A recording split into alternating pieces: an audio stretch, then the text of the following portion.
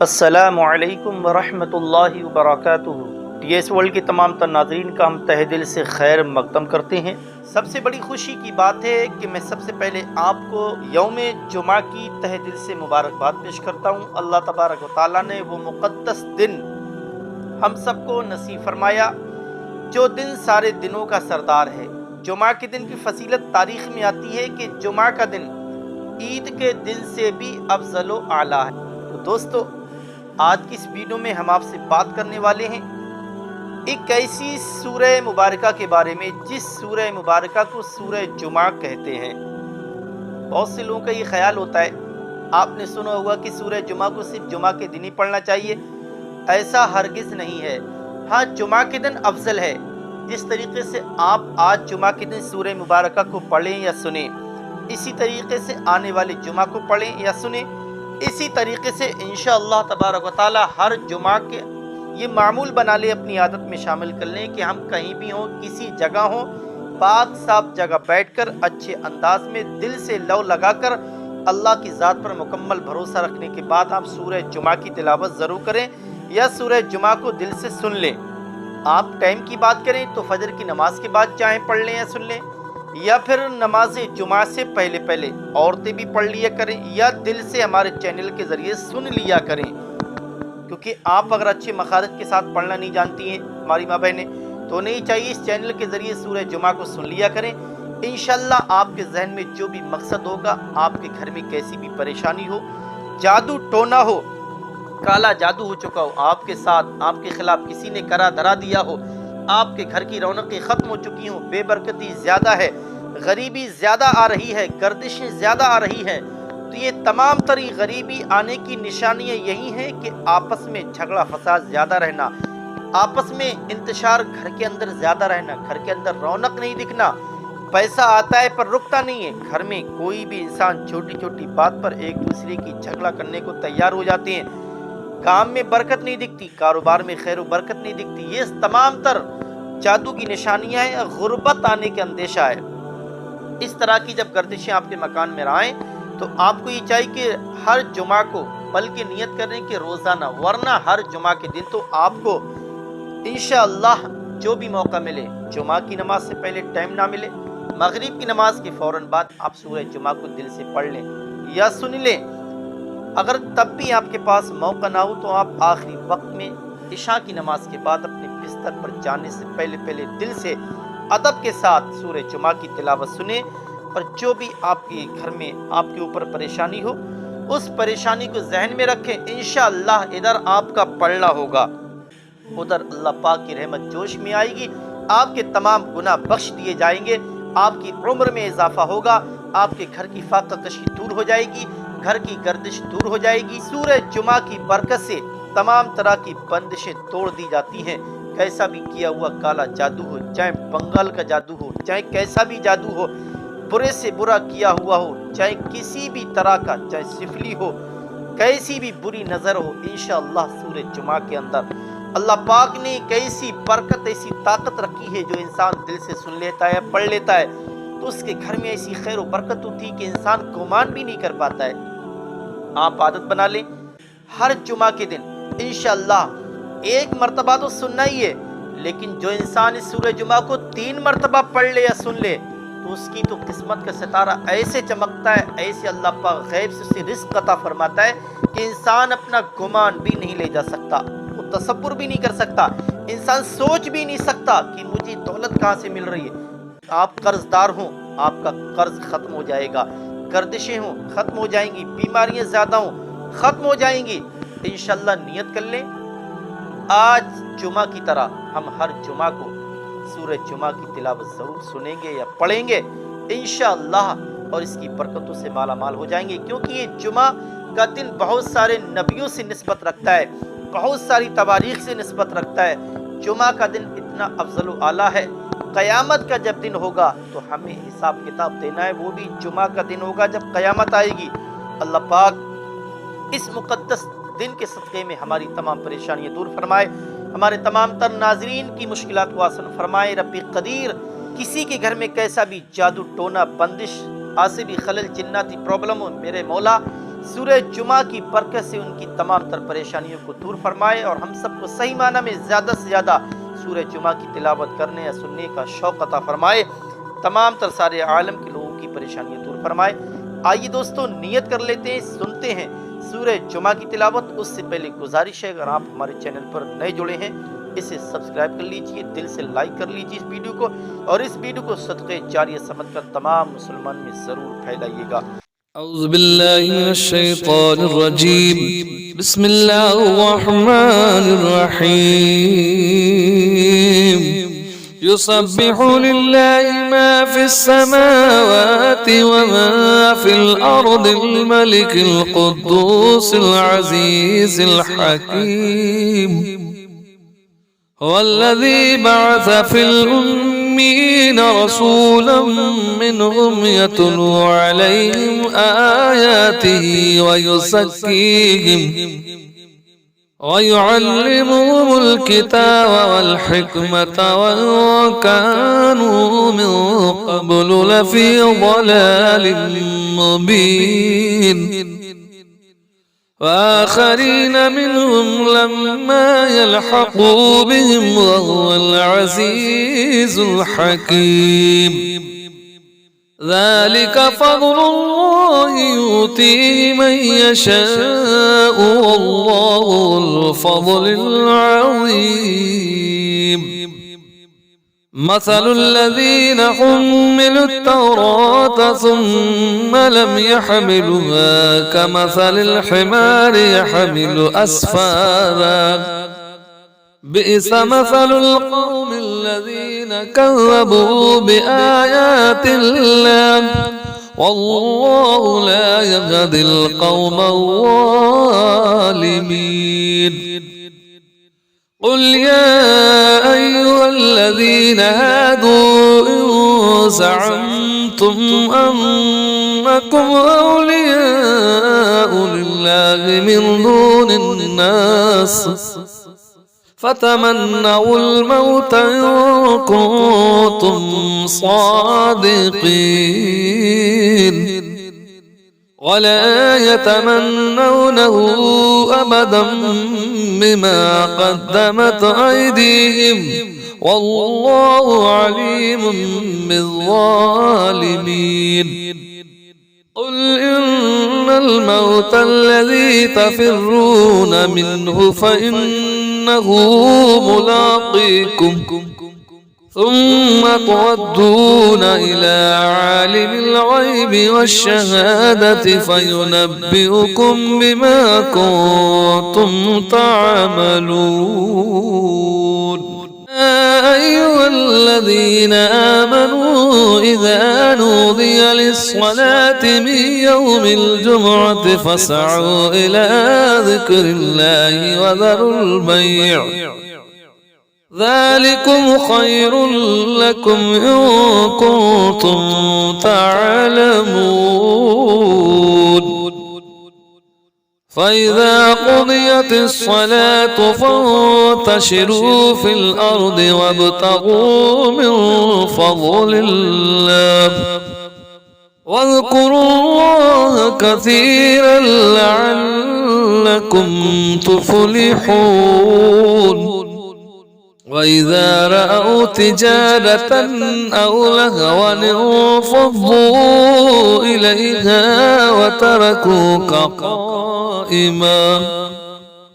قل ما عند الله خير من اللهو ومن التجارة والله خير الرازقين.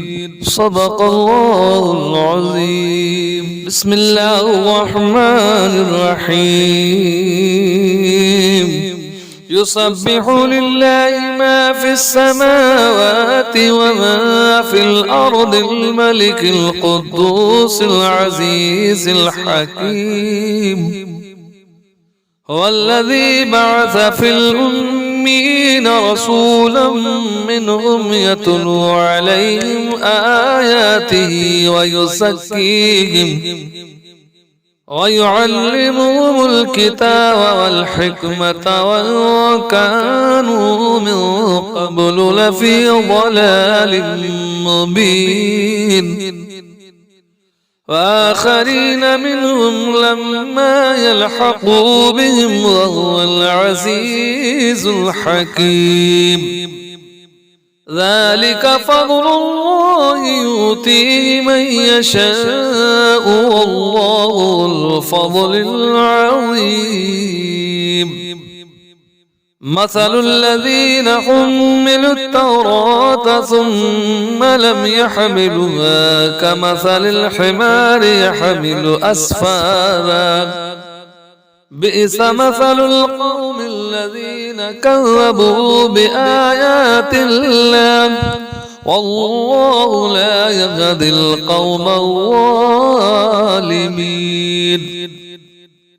قل يا أيها الذين هادوا إن زعمتم أنكم أولياء لله من دون الناس فتمنوا الموت إن كنتم صادقين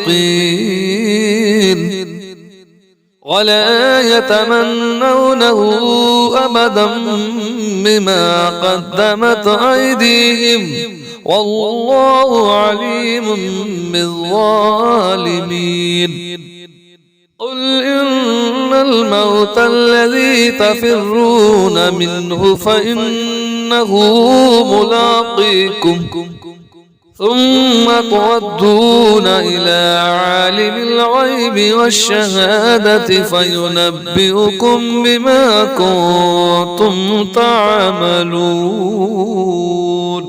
يا أيها الذين آمنوا إذا نودي للصلاة من يوم الجمعة فاسعوا إلى ذكر الله وذروا البيع ذلكم خير لكم إن كنتم تعلمون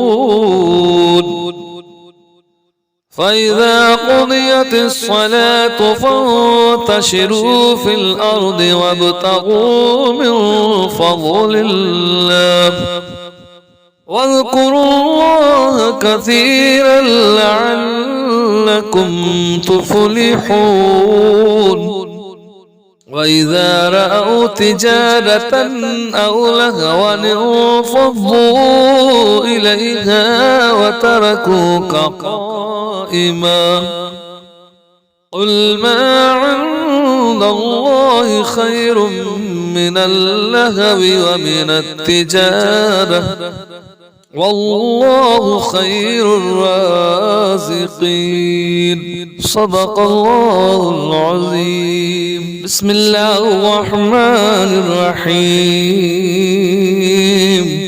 يسبح لله ما في السماوات وما في الأرض الملك القدوس العزيز الحكيم هو الذي بعث في الأمين رسولا منهم يتلو عليهم آياته ويزكيهم ويعلمهم الكتاب والحكمة وإن كانوا من قبل لفي ضلال مبين وآخرين منهم لما يلحقوا بهم وهو العزيز الحكيم ذلك فضل الله يؤتيه من يشاء والله ذو الفضل العظيم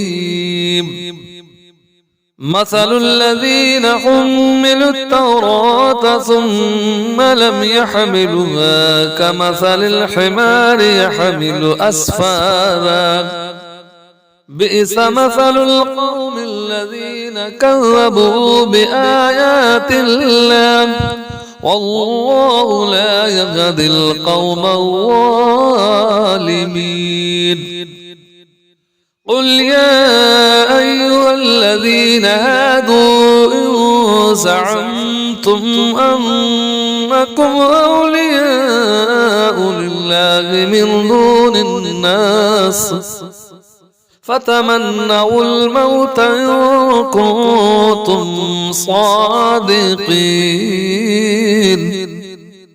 ولا يتمنونه أبدا بما قدمت أيديهم والله عليم بالظالمين قل إن الموت الذي تفرون منه فإنه ملاقيكم ثم تردون إلى عالم الغيب والشهادة فينبئكم بما كنتم تعملون يا أيها الذين آمنوا إذا نودي للصلاة من يوم الجمعة فاسعوا إلى ذكر الله وذروا البيع ذلكم خير لكم إن كنتم تعلمون فإذا قضيت الصلاة فانتشروا في الأرض وابتغوا من فضل الله واذكروا الله كثيرا لعلكم تفلحون وإذا رأوا تجارة أو لهوا انفضوا إليها وتركوك قائما قل ما عند الله خير من اللهو ومن التجارة والله خير الرازقين صدق الله العظيم بسم الله الرحمن الرحيم يسبح لله ما في السماوات وما في الأرض الملك القدوس العزيز الحكيم هو الذي بعث في الأمين رسولا منهم يتلو عليهم آياته ويزكيهم ويعلمهم الكتاب والحكمة وإن كانوا من قبل لفي ضلال مبين وآخرين منهم لما يلحقوا بهم وهو العزيز الحكيم ذلك فضل الله يؤتيه من يشاء والله ذو الفضل العظيم مثل الذين حملوا التوراة ثم لم يحملوها كمثل الحمار يحمل أسفارا بئس مثل القوم الذين كذبوا بآيات الله والله لا يهدي القوم الظالمين قل يا أيها الذين هادوا إن زعمتم أنكم أولياء لله من دون الناس فتمنوا الموت إن كنتم صادقين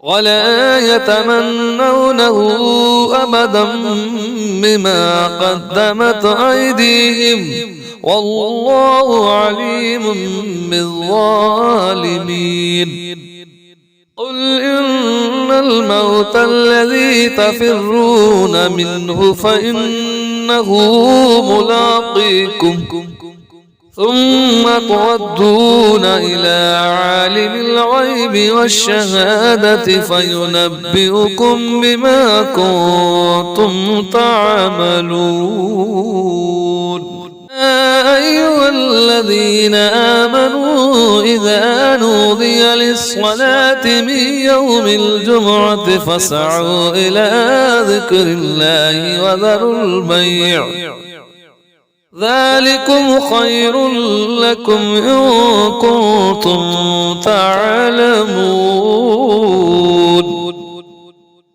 فإذا قضيت الصلاة فانتشروا في الأرض وابتغوا من فضل الله واذكروا الله كثيرا لعلكم تفلحون وإذا رأوا تجارة أو لهوا انفضوا إليها وتركوك قائما قل ما عند الله خير من اللهو ومن التجارة والله خير الرازقين صدق الله العظيم بسم الله الرحمن الرحيم يسبح لله ما في السماوات وما في الأرض الملك القدوس العزيز الحكيم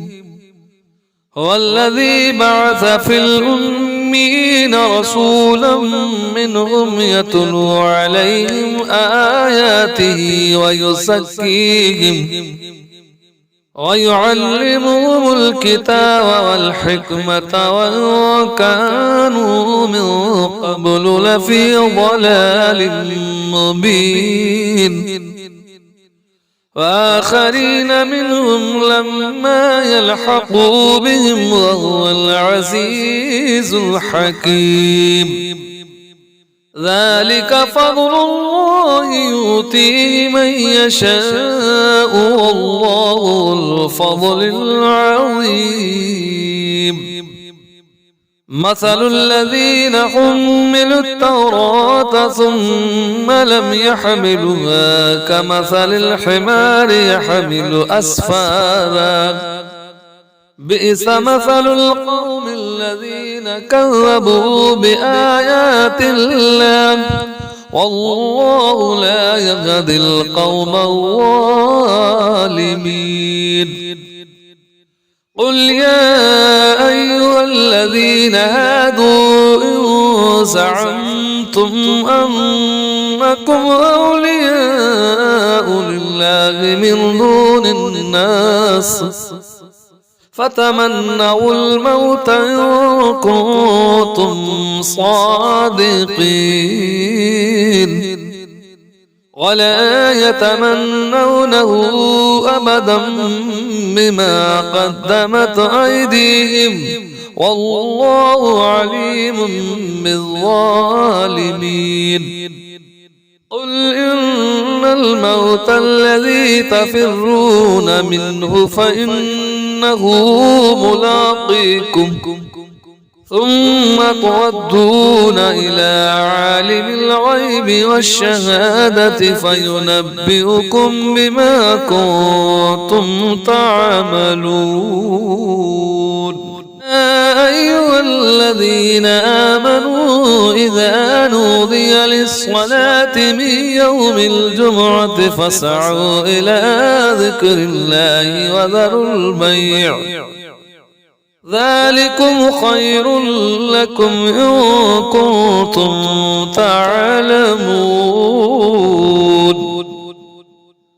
فإذا قضيت الصلاة فانتشروا في الأرض وابتغوا من فضل الله واذكروا الله كثيرا لعلكم تفلحون وإذا رأوا تجارة أو لهوا انفضوا إليها وتركوك قائما قل ما عند الله خير من اللهو ومن التجارة والله خير الرازقين صدق الله العظيم بسم الله الرحمن الرحيم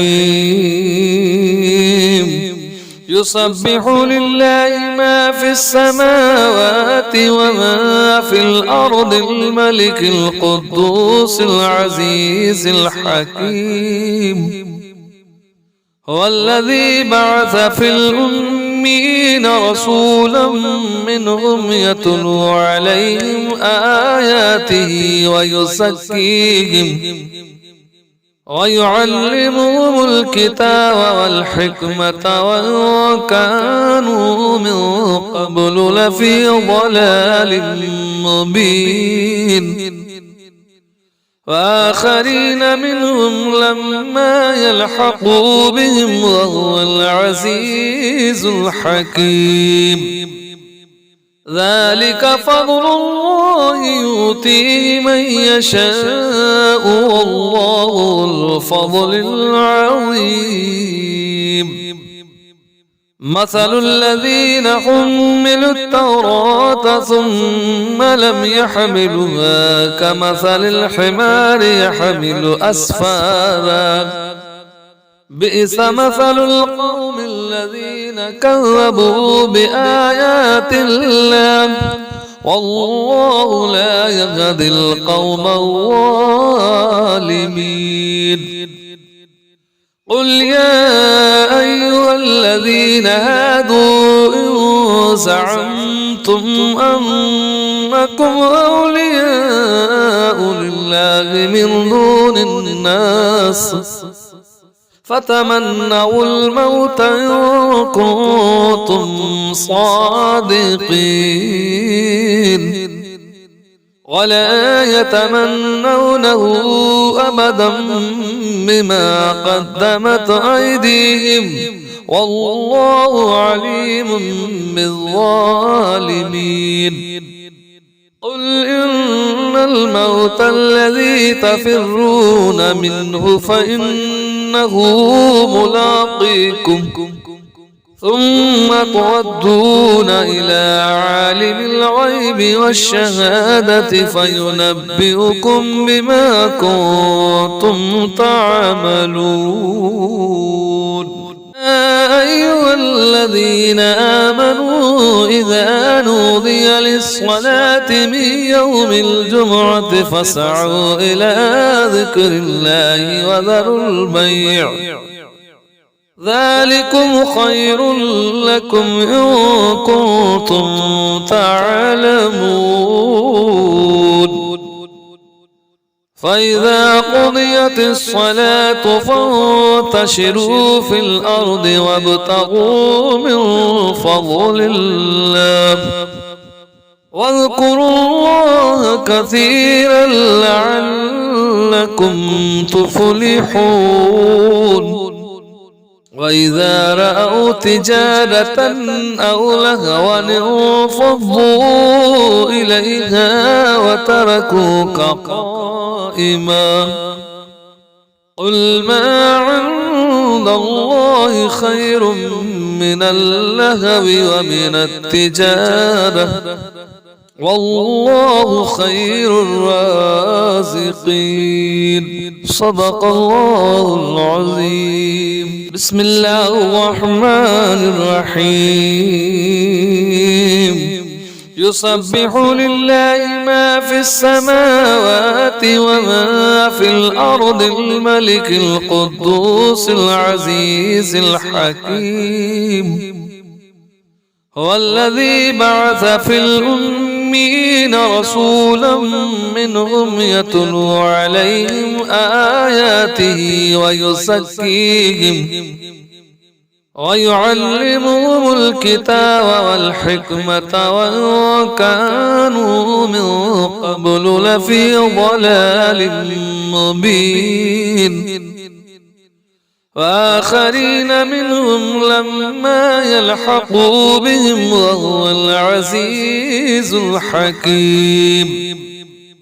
ذلك فضل الله يؤتيه من يشاء والله ذو الفضل العظيم.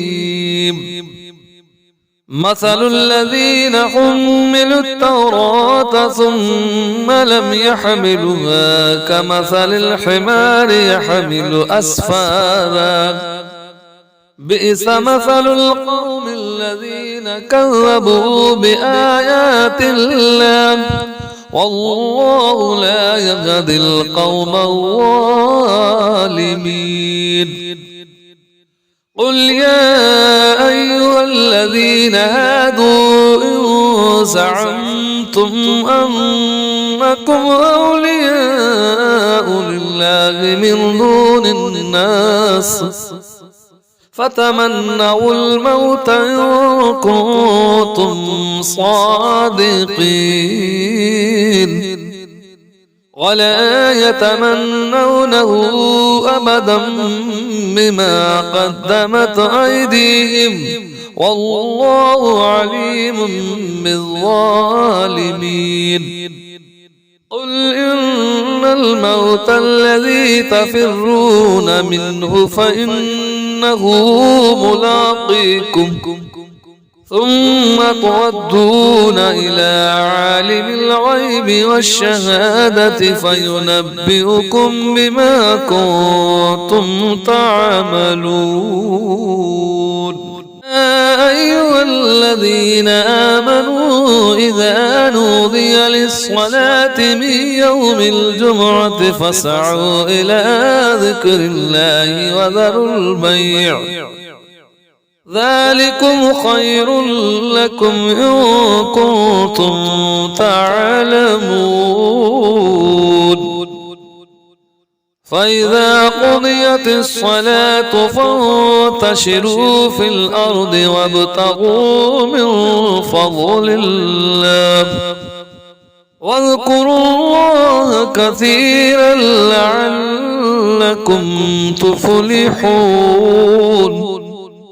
وإذا رأوا تجارة أو لهوا انفضوا إليها وتركوك قائما قل ما عند الله خير من اللهو ومن التجارة والله خير الرازقين. صدق الله العظيم. بسم الله الرحمن الرحيم. يسبح لله ما في السماوات وما في الأرض الملك القدوس العزيز الحكيم. هو الذي بعث في الأمين رسولا منهم يتلو عليهم آياته ويزكيهم ويعلمهم الكتاب والحكمة وإن كانوا من قبل لفي ضلال مبين. وآخرين منهم لما يلحقوا بهم وهو العزيز الحكيم. ذلك فضل الله يؤتيه من يشاء والله ذو الفضل العظيم.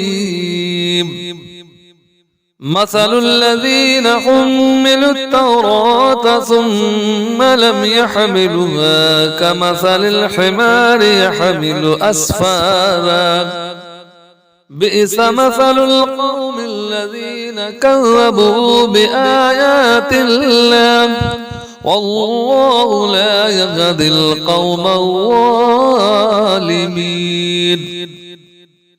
قل يا أيها الذين هادوا إن زعمتم أنكم أولياء لله من دون الناس فتمنوا الموت إن كنتم صادقين ولا يتمنونه أبدا بما قدمت أيديهم والله عليم بالظالمين. قل إن الموت الذي تفرون منه فإنه ملاقيكم ثم تردون إلى عالم الغيب والشهادة فينبئكم بما كنتم تعملون. يا أيها الذين آمنوا إذا نودي للصلاة من يوم الجمعة فاسعوا إلى ذكر الله وذروا البيع ذلكم خير لكم إن كنتم تعلمون. فإذا قضيت الصلاة فانتشروا في الأرض وابتغوا من فضل الله واذكروا الله كثيرا لعلكم تفلحون.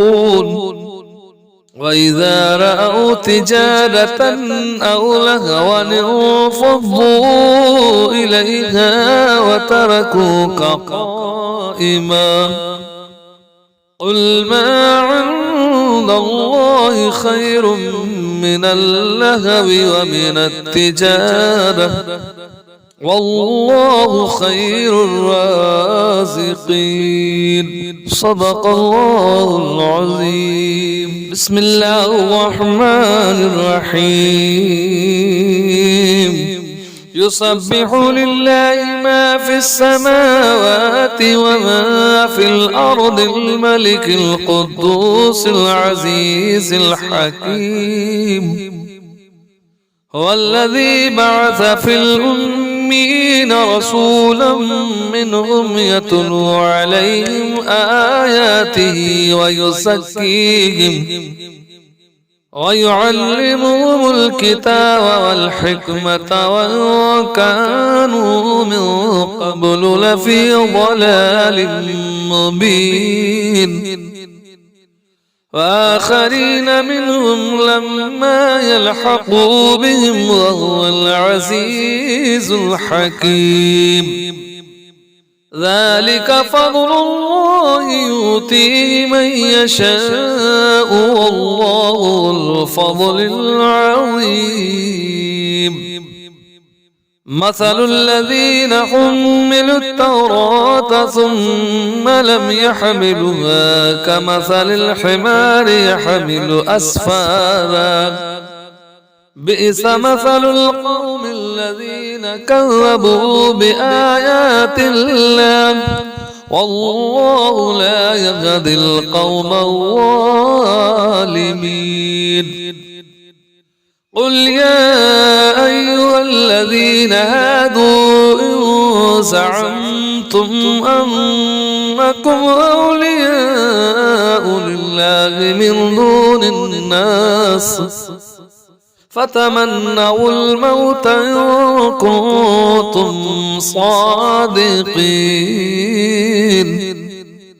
ولا يتمنونه أبدا بما قدمت أيديهم والله عليم بالظالمين. قل إن الموت الذي تفرون منه فإنه ملاقيكم ثم تردون إلى عالم الغيب والشهادة فينبئكم بما كنتم تعملون. يا أيها الذين آمنوا إذا نودي للصلاة من يوم الجمعة فاسعوا إلى ذكر الله وذروا البيع ذلكم خير لكم إن كنتم تعلمون. فإذا قضيت الصلاة فانتشروا في الأرض وابتغوا من فضل الله واذكروا الله كثيرا لعلكم تفلحون. وإذا رأوا تجارة أو لهوا انفضوا إليها وتركوك قائما قل ما عند الله خير من اللهو ومن التجارة والله خير الرازقين. صدق الله العظيم. بسم الله الرحمن الرحيم. يسبح لله ما في السماوات وما في الأرض الملك القدوس العزيز الحكيم. هو الذي بعث في الأمين رسولا منهم يتلو عليهم آياته ويزكيهم ويعلمهم الكتاب والحكمة وإن كانوا من قبل لفي ضلال مبين. وآخرين منهم لما يلحقوا بهم وهو العزيز الحكيم. ذلك فضل الله يؤتيه من يشاء والله ذو الفضل العظيم. مثل الذين حملوا التوراة ثم لم يحملوها كمثل الحمار يحمل أسفارا بئس مثل القوم الذين كذبوا بآيات الله والله لا يهدي القوم الظالمين. قل يا أيها الذين هادوا إن زعمتم أنكم أولياء لله من دون الناس فتمنوا الموت إن كنتم صادقين ولا يتمنونه أبدا بما قدمت أيديهم والله عليم بالظالمين. قل إن الموت الذي تفرون منه فإنه ملاقيكم ثم تردون إلى عالم الغيب والشهادة فينبئكم بما كنتم تعملون. يا أيها الذين آمنوا إذا نودي للصلاة من يوم الجمعة فاسعوا إلى ذكر الله وذروا البيع ذلكم خير لكم إن كنتم تعلمون. فإذا قضيت الصلاة فانتشروا في الأرض وابتغوا من فضل الله واذكروا الله كثيرا لعلكم تفلحون. وإذا رأوا تجارة أو لهوا انفضوا إليها وتركوك قائما. قل ما عند الله خير من اللهو ومن التجارة والله خير الرازقين. صدق الله العظيم. بسم الله الرحمن الرحيم. يسبح لله ما في السماوات وما في الأرض الملك القدوس العزيز الحكيم. هو الذي بعث في الأمين رسولا منهم يتلو عليهم آياته ويزكيهم ويعلمهم الكتاب والحكمة وإن كانوا من قبل لفي ضلال مبين. وآخرين منهم لما يلحقوا بهم وهو العزيز الحكيم. ذلك فضل الله يؤتيه من يشاء والله ذو الفضل العظيم. مثل الذين حملوا التوراة ثم لم يحملوها كمثل الحمار يحمل أسفارا بئس مثل القوم الذين كذبوا بآيات الله والله لا يهدي القوم الظالمين. قل يا أيها الذين هادوا إن زعمتم أنكم أولياء لله من دون الناس فتمنوا الموت إن كنتم صادقين ولا يتمنونه أبدا بما قدمت أيديهم والله عليم بالظالمين.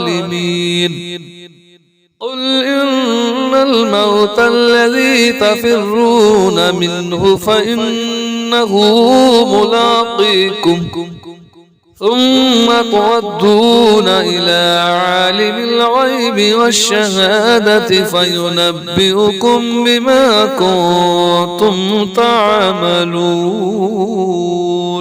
يا أيها الذين آمنوا إذا نودي للصلاة من يوم الجمعة فاسعوا إلى ذكر الله وذروا البيع ذلكم خير لكم إن كنتم تعلمون. فإذا قضيت الصلاة فانتشروا في الأرض وابتغوا من فضل الله واذكروا الله كثيرا لعلكم تفلحون. وإذا رأوا تجارة أو لهوا انفضوا إليها وتركوك قائما قل ما عند الله خير من اللهو ومن التجارة والله خير الرازقين. صدق الله العظيم. بسم الله الرحمن الرحيم. يسبح لله ما في السماوات وما في الأرض الملك القدوس العزيز الحكيم. هو الذي بعث في الأمين رسولا منهم يتلو عليهم آياته ويزكيهم ويعلمهم الكتاب والحكمة وإن كانوا من قبل لفي ضلال مبين. وآخرين منهم لما يلحقوا بهم وهو العزيز الحكيم. ذلك فضل الله يؤتيه من يشاء والله ذو الفضل العظيم. مثل الذين حملوا التوراة ثم لم يحملوها كمثل الحمار يحمل أسفارا بئس مثل القوم الذين كذبوا بآيات الله والله لا يهدي القوم الظالمين. قل يا أيها الذين هادوا إن زعمتم أنكم أولياء لله من دون الناس فتمنوا الموت إن كنتم صادقين ولا يتمنونه أبدا بما قدمت أيديهم والله عليم بالظالمين قل إن الموت الذي تفرون منه فإنه ملاقيكم ثم تردون إلى عالم الغيب والشهادة فينبئكم بما كنتم تعملون يا أيها الذين آمنوا إذا نودي للصلاة من يوم الجمعة فاسعوا إلى ذكر الله وذروا البيع ذلكم خير لكم إن كنتم تعلمون فإذا قضيت الصلاة فانتشروا في الأرض وابتغوا من فضل الله واذكروا الله كثيرا لعلكم تفلحون وإذا رأوا تجارة أو لهوا انفضوا إليها وتركوك قائما قل ما عند الله خير من اللهو ومن التجارة والله خير الرازقين صدق الله العظيم.